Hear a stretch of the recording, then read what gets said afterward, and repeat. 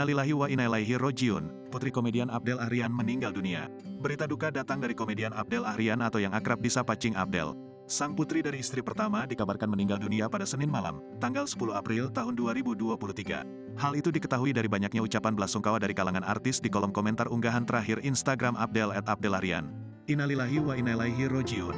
Turut berduka cita Cing. Al-Fatihah tulis @Kalina Oktarani. Nonton pas buka Trans 7 kaget tiba-tiba ada pengumuman anak Cing Abdel meninggal dunia. Turut berduka cita yang sedalam-dalamnya Cing. Semoga Ananda husnul khotimah. Semoga putri Cing Abdel husnul khotimah. Amin ya Allah. Innalillahi wa inna ilaihi rajiun yang tabah ya Cing, kata yang lainnya. Kabar itu juga disampaikan oleh rekan Abdel dalam acara pengajian aksi, Irfan Hakim dan Ramzi. Berita duka cita datang dari sahabat kami, Cing Abdel, anak pertama dari istri terdahulunya yang bernama Keisa pada hari Senin atau kemarin sore, pukul 17 waktu Indonesia Barat meninggal dunia. Selama ini Cing Abdel dikenal memiliki dua putri bernama Latisya Amira Gumala Ahrian dan Delisa Ahrian dari pernikahannya dengan Riani Wahyuningsih. Namun sebelum menikah dengan Riani, Abdel pernah menikah dan memiliki anak.